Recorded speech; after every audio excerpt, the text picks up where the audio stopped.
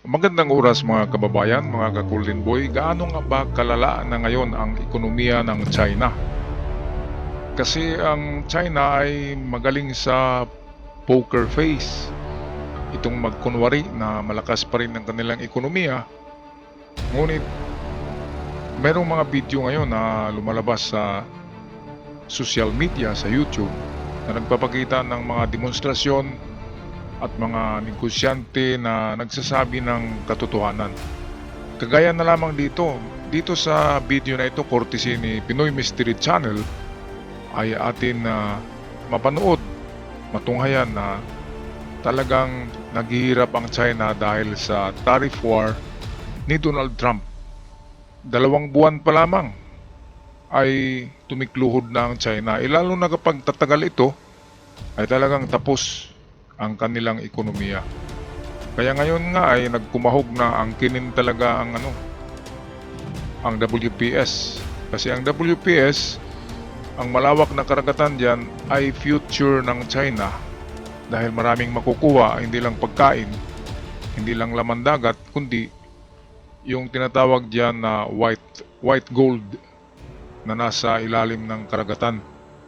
Yan yung mga langis diyan, especially yung deuterium na naka-reserve.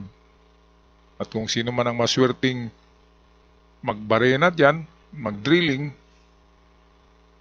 ay siyang mayaman na bansa na katulad kayaman sa Saudi Arabia. Kasi ang langis daw na nandyan sa WPS ay katumbas ng dami ng mga langis na naroon sa Saudi. Alright, so unahin muna natin itong video courtesy ng isang vlogger sa labas na nag-interview ng isang negosyanteng Chinese na umaaray na dahil sa wala na silang produkto, wala nang nagtrabaho at wala nang bibili dahil sa sobrang taas ng taripa. Narito ang video, atin panoorin. Invested everything into this business. Now I can't even pay my workers and customers aren't buying anything. The government tells us everything's fine, but my bank account says otherwise. I can't sleep at night. My family is in panic. We have nothing left. Wang Mei, small electronics shop owner, Shenzhen. In just over a month, US investors have pulled hundreds of billions from China.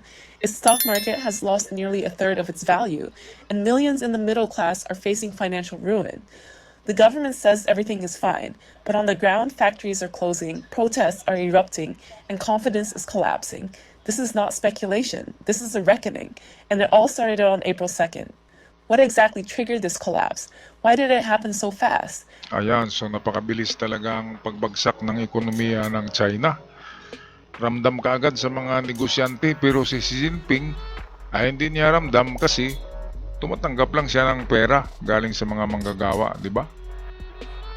Kaya ang namumulubi sa China ay yung talagang mga may-ari, yung mga businessman ng mga kumpanya. Kasi export yung talaga nila. Yung doon sila kumikita dahil sa export. Bumibili ang Amerika ng daming-daming produkto galing sa China.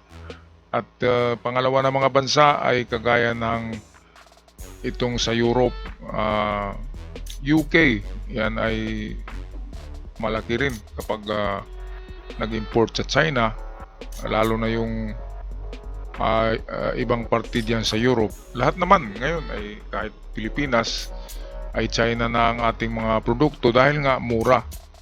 Napakamura ng serbisyo ng China at kanilang produkto dahil sa mura din ang kanilang sweldo doon.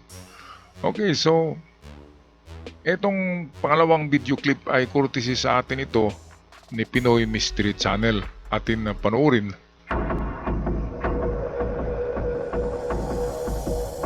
Sa China, nararamdaman na ang direktang resulta ng taripa na pinatong ng Administrasyong Trump sa ilang produktong nanggagaling sa China.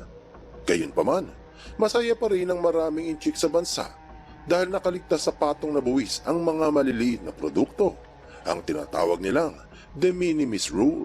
Ito yung 90 days na tariff kung saan mayroong mga exemption at yung mga maliliit lang pala na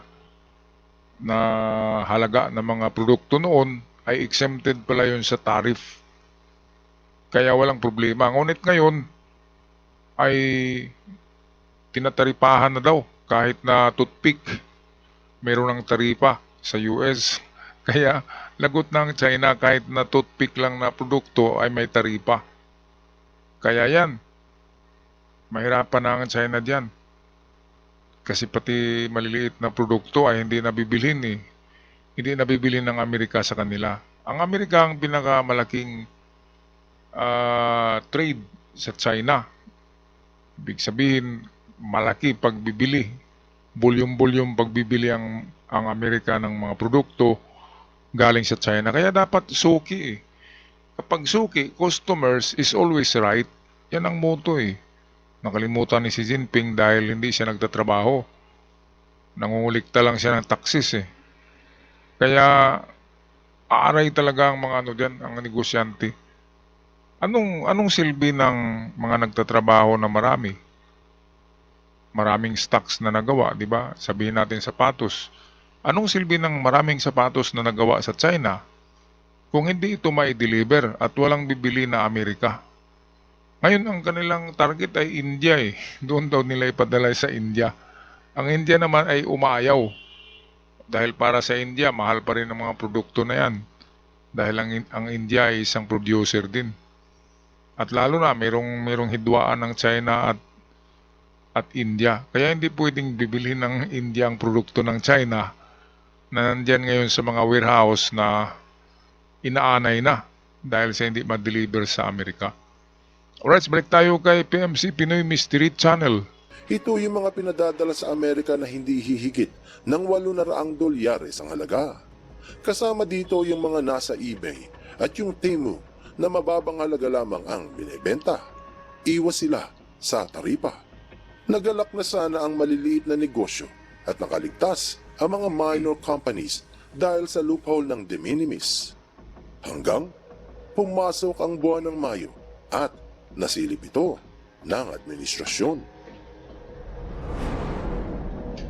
Ayon sa CNBC, noong ikalawa ng Mayo 2025, pinahinto ng Temu ang pagpapadala ng mga produktong mula China dahil sa pinatungan na rin ng napakataas na buwis kahit yung maliliit nilang produkto. Pati yung mga murang binibili mula China ay walang ligtas. Kahit isang toothpick lang ang binebenta, doble-doble pa rin ang presyo. Kinumpirma ang balita sa New York Times na kung dati ligtas yung maliliit na negosyo sa China dahil sa batas ng de minimis, hindi na ngayon. Sinabi na pati ang sikat na kumpanyang Temu ay tumigil na rin sa pagbenta ng produktong mula China. Malaking dagok ito sa mga komunista sapagkat ang pangunahing kita ng pamahalaan ay mula sa export papuntang Estados Unidos. Pero simula pa lang iyan ng kanilang problema. Ayan, so simula pa nga yan dahil sa 100 days pa yata mahigit ang tariff war na yan. So ibig sabihin nasa 3 buwan pa mahigit. Ngayon kung aabot yan ng 6 na buwan o kalahating taon, siguradong kakainin ng mga mamamayan si Xi Jinping at ang kanyang mga officials ng Red China.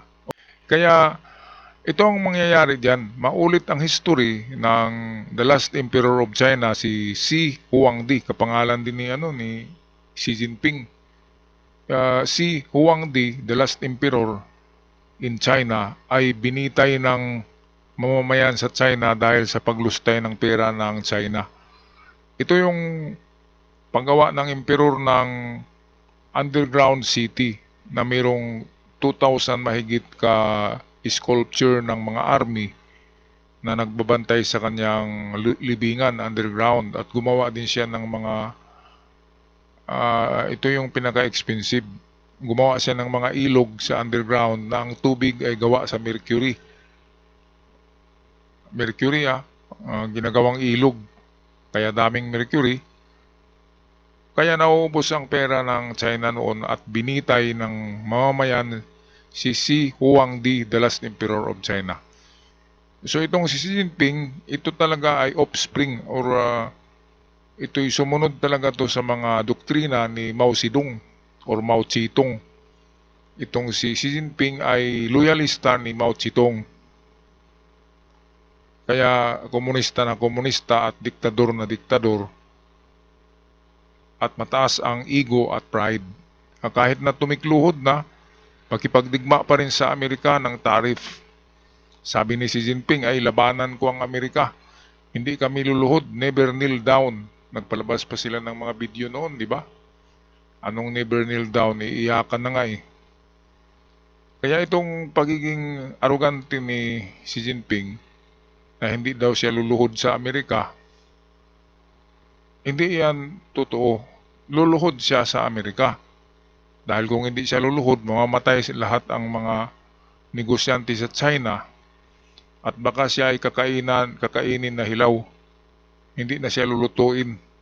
Sa sobrang galit ng mga Chinese sa kanya ngayon, meron na ngang namatay na na pulis na Chinese police na nag-disperse ng demonstration sa China. Kasi halos araw-araw meron ng demonstration dahil sa gutom, dahil walang mga trabaho. Meron ng 160 million ka-Chinese ngayon ang walang trabaho out of 1.4 billion. 1.4 billion ang kanilang ang kanilang population. Tayo naman ay nasa 111 million ang layo-layo. At ang walang trabaho sa China ay 160 million sa ngayon. So mas mataas pang bilang ng walang trabaho sa China kaysa population ng Pilipinas. 110 lang tayo 111 million. Sa kanila ang walang trabaho 160 million from total of 1.4 billion ang kanilang total population. Alright, tapusin na natin ng video courtesy sa atin ni PMC Pinoy Mystery Channel. Ayon sa Business Standard, na nagbabala ang Goldman Sachs, ang isa sa pinakamalaking investment firm sa buong mundo, na 16 na milyong mga inchik sa China ang mawawalan ng trabaho dahil sa trade war. Kung matatandaan, binalita sa Reuters noong isang taon 2024 na aabot sa mga 1 milyong kabataan mula edad na 16 hanggang 24 na taong gulang ang walang trabaho sa China. Bukod pa yung mga 11 milyong gagraduate at mga may edad na wala ding trabaho. Ibig sabihin, ngayong 2025, maaaring umabot ng mga 150 million na tao ang walang trabaho sa China. Mantakin mo, masigit pa sa buong populasyon ng Pilipinas ang walang pagkakakitaan. Talaga nga naman, ang Year of the Snake ay may lason.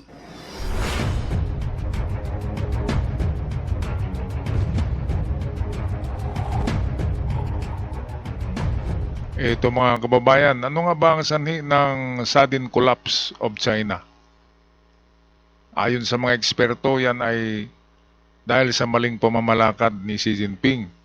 At ang pera ng China ay nakapokus sa militarization, yung pag-develop at pag-improve nila ng kanilang armed forces ng Chinese Liberation Army. Gumagawa ng napakaraming barko at submarino at eroplano, kaya ang pera ng mamamayan ay napunta lamang sa itong mga gamit pandigma, kasi may ambisyon talaga si Xi Jinping na magiging number 1 superpower in the world. At may pinalabas na sila na mga 2018 pa daw ay nagpalabas na ng ng mga news sa China na pinapalabas na ang China daw ay mas mataas pa ang ekonomiya kaysa Amerika, at naniniwala naman ang mga mamamayan sa China. Kaya si Xi Jinping ay mahiya talaga na makipag-usap kay Donald Trump tungkol dito sa tinatawag na trade deal. Kasi nag-bragging na siya sa mga Chinese 2018 pa na natalo na nila sa ekonomiya ang Amerika. Kaya kung si Trump amigdat si Xi Jinping ay titikluhod o tumikluhod sa Amerika, ay mapahiya talaga siya sa mga inchik.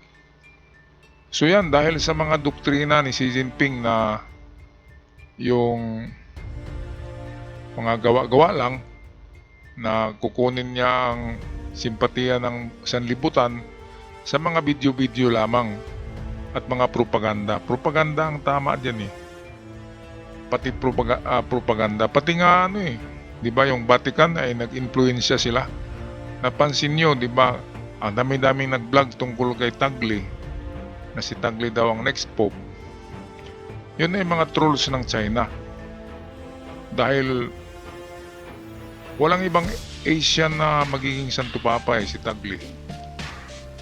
Kaya lahat na lamang ng klase ng propaganda ay ginagawa ng China para sila ay sisikat at tataas ang ekonomiya, at itong kanilang propaganda na sila daw ay malakas na bansa, number 1 in economy, at tinalo na daw nila ang US sa ekonomiya at mas makapangyarihan sila.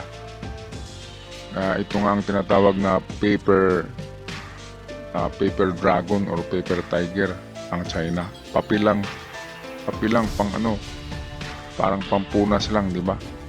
Parang toilet paper lang eh. Ang kanilang narrative ay gawin nilang totoo itong mga kwento nila, ang mga propaganda nila, kahit na hindi. Kaya itong ending ay makikita talaga kung ano ang katotohanan. Alright, so kung magpaalam na mga kababayan, mga kakuling boy, hanggang sa muli. At sa mga bago pa lamang, pakisubscribe sa channel. Malaking tulong para sa aming mga content creator. At sa aking mga followers, maraming salamat. Paalam.